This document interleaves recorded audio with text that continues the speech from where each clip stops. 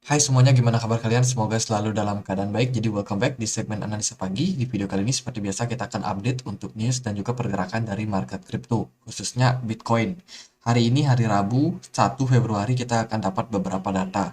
Yang pertama adalah indeks manajer pembelian PMI dari China. Ini cukup penting ya untuk kita melihat seperti apa kondisi manufaktur di sana setelah lockdown dibuka. Terus juga akan ada data PMI dari Inggris. Ini juga penting seperti apa kondisi di Eropa sana yang kemarin memang mengalami tren penurunan untuk produksi manufaktur mereka. Terus Uni Eropa akan ada CPI. Ini data soal inflasi di Eropa sana, which is ini juga akan penting dan mungkin akan bisa menjadi pertimbangan untuk bagaimana The Fed esok harinya bakalan mengambil kebijakan. Terus ada PMI juga dari Amerika Serikat dan jobless claim dan bla bla bla bla. Nah, itu adalah event-event yang penting untuk hari ini. Ingat, hari Kamis 2 Februari jam 2 pagi itu akan ada FOMC. Jadi mungkin sebelum kita update seperti biasanya, kita akan sudah langsung mendapatkan data FOMC meetingnya dan juga kita akan dapat pidato daripada kebijakan dari Bank Sentral. Kita akan lihat seperti apa kebijakan dari Jerome Powell. Dan so far untuk perdagangan hari ini market masih dalam kondisi yang positif ya. Kita lihat kemarin dia drop, sempat turun bahkan sampai fake out di sini, tapi at the end dia balik lagi naik sampai 23.000. Kita akan lihat seperti apa news dari market Bitcoin. Bitcoin mining advocate is going state to state to educate. Ini keren ya di Amerika Serikat. Saat ini kondisinya mereka sedang berusaha untuk menggarap yang namanya regulasi, ya kan?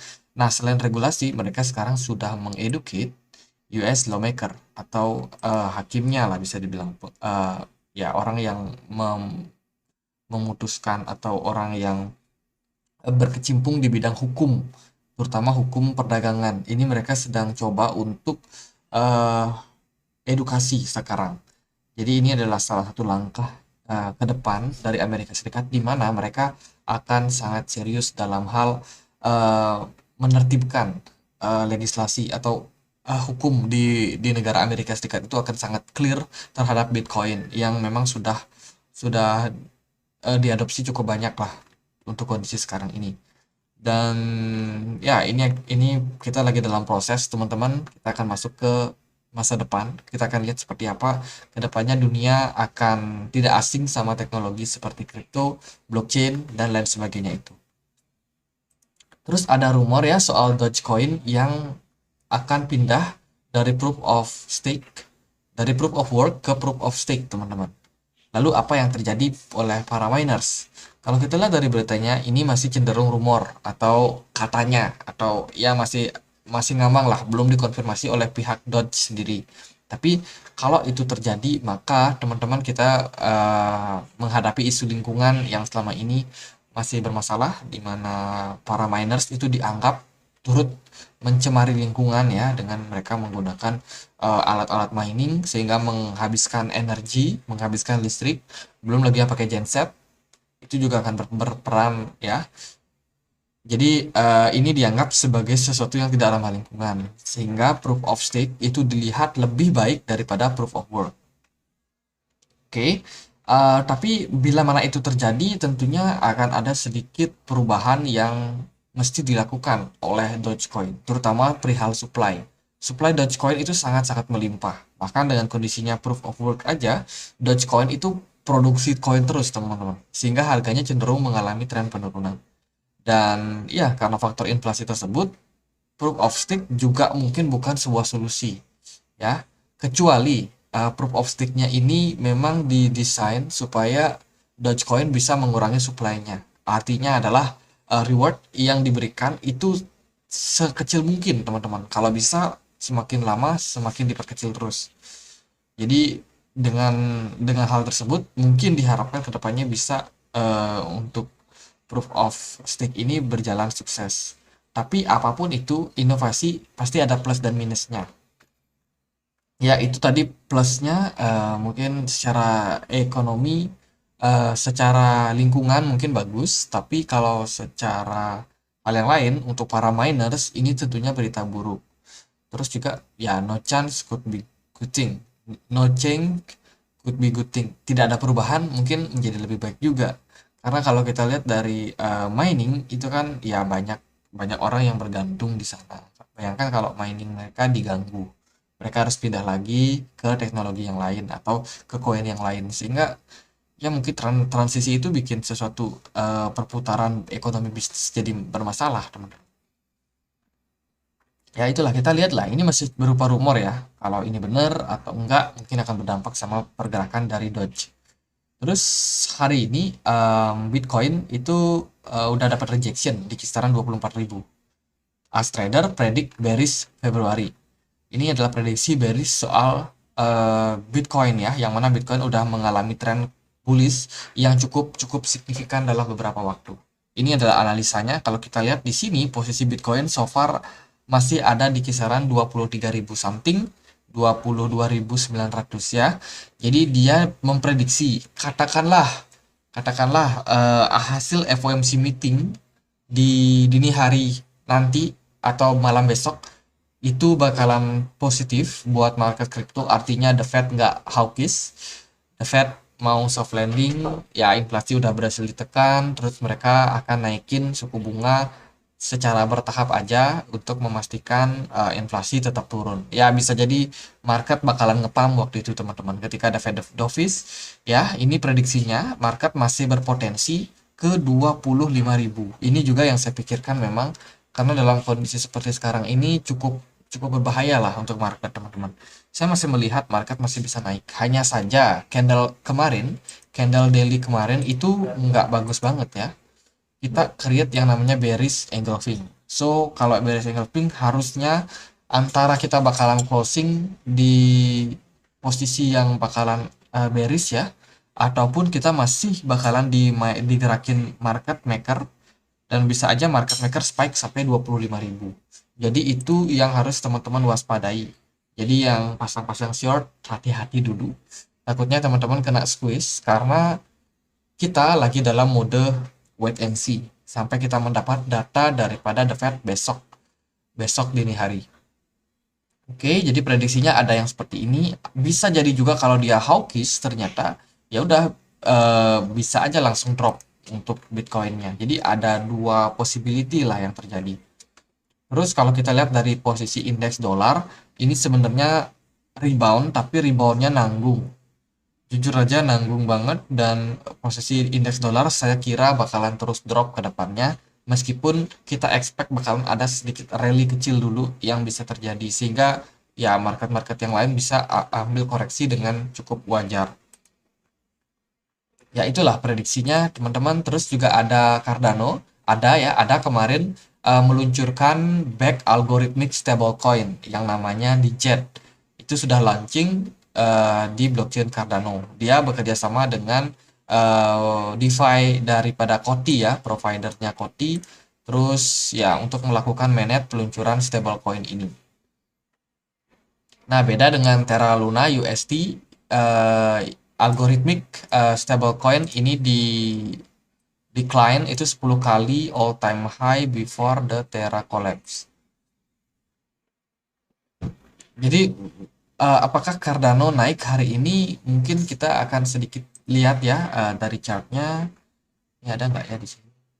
Koti dia turun ya kemarin 1, sekian persen, mungkin karena sell on news atau gimana. Kalau dari ada per hari ini Cardano ternyata mengalami penguatan sampai 3% di perdagangan hari ini, teman-teman. Dari bentukan candle juga sama, so far dia bikin yang namanya bearish engulfing. Jadi tanda buat bearish lah. Itu berita dari Cardano, which is good news. Kemarin mereka sudah launching ya untuk stablecoin mereka, dan ternyata nggak terlalu ngaruh juga. Sedikit naik tapi nggak terlalu ngaruh. Terus juga ada Elon Musk yang ingin Twitter menjadi menggunakan pembayarannya kripto ya, with crypto, teman-teman. Ini Elon Musk, dia kita tahu adalah influencer terbesar saat ini.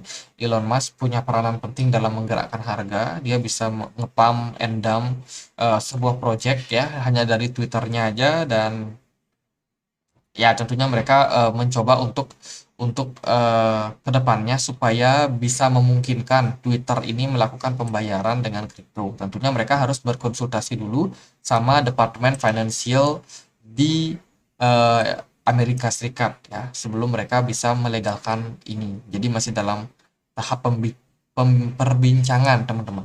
Entah dia akan pakai token apa atau koin apa kita nggak pernah tahu. Tapi ya mereka sedang mencoba untuk melakukan hal tersebut.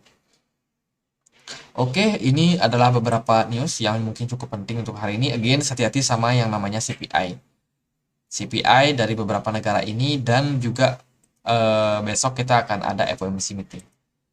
Untuk pergerakannya seperti apa? Hari ini kita akan bahas dulu dari DXY yang nampaknya mengalami tren penurunan setelah dia berhasil spike naik sampai 102,6.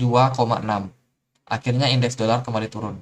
Posisi saat ini menunjukkan bahwa indeks dolar ini masih berpotensi menguat. Hanya saja trennya itu sangatlah slow, sangat lemah teman-teman.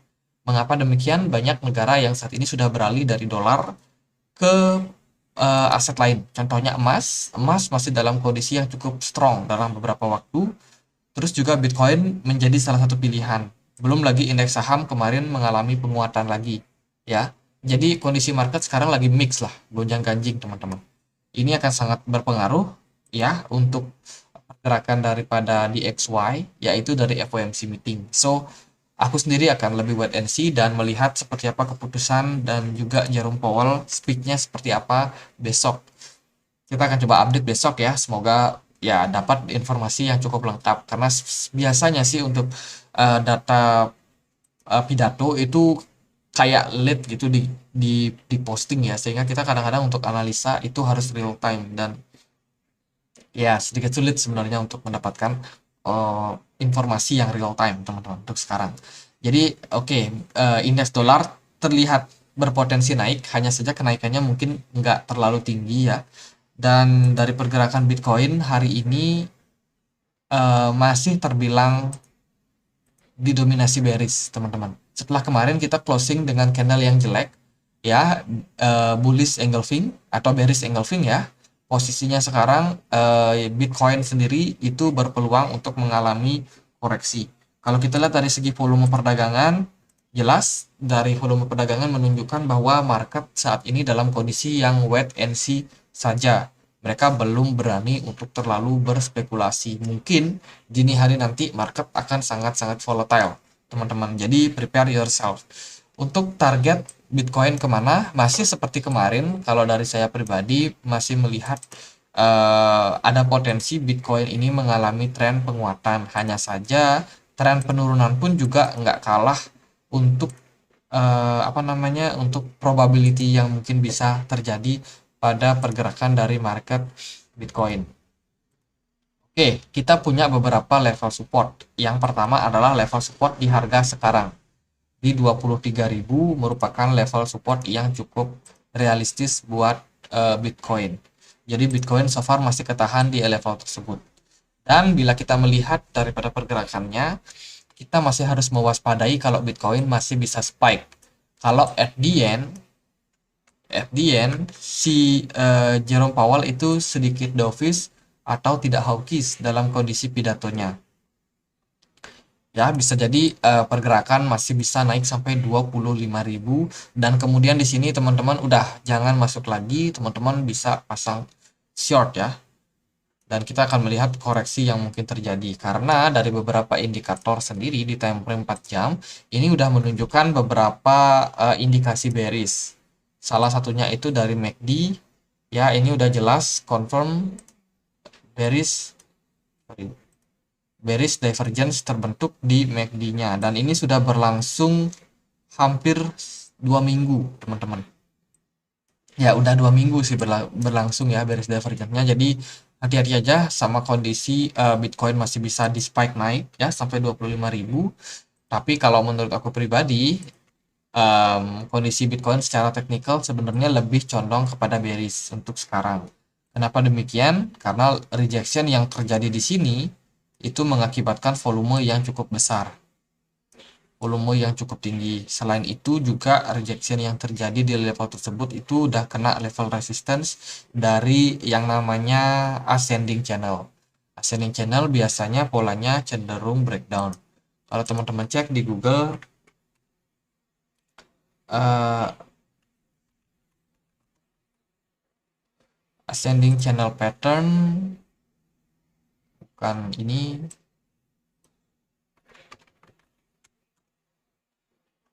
Nah, pola ascending channel itu biasanya seperti ini dan kecenderungannya adalah dia breakdown. Tapi kemarin kita terlihat ya sudah breakdown, hanya saja dia kayak spike naik lagi. Jadi kayak ada yang nahan di kisaran sini, di kisaran 22.500. Ini udah jelas dia breakdown kemarin, tapi akhirnya dia bikin hammer, terus doji, dan ya market dibawa naik lagi. Dan sekarang rejection itu muncul di resistance di sini, di 23.200. Artinya adalah ada indikasi Bitcoin hanya membuat yang namanya retracement sesaat, kemudian dia bakalan kembali mencari level koreksinya. Jadi ada possibility ini terjadi seperti ini. Jadi ABC corrective pattern, teman-teman. Nah, kita juga masih belum melihat kemana kedepannya Bitcoin. Apakah masih bisa spike atau enggak, itu sangat dipengaruhi sama emosional di market. Jadi so far ada dua peluang. Kalau menurut saya lebih baik wait and see aja daripada teman-teman iseng. Kalau yang suka iseng sih boleh-boleh aja ya. Nanti teman-teman yang harus ingat adalah pasang stop loss, karena yang namanya market itu kadang menjelang FOMC itu bisa spike up, spike down, teman-teman. Dan itu sangat-sangat menyiksa, menyiksa terutama yang baru open posisi. Jadi ya bisa jadi dia ngepump terus dia di spike turun lagi, atau dia drop tapi dia di spike naik lagi. Jadi itu yang kita harus waspadai sekarang. Jadi kalau yang trading di leverage, di futures, ya lebih hati-hati aja untuk posisi sekarang. Kalau kita melihat, lebih baik tunggu FOMC aja. Jadi gitu aja pembahasan kali ini, semoga bisa bermanfaat. Kalau ada pertanyaan lain, ada poin lain buat dibahas, boleh tulis langsung di kolom komentar. Sekian aja dan besok kita akan update lagi. Saya Andre, makasih.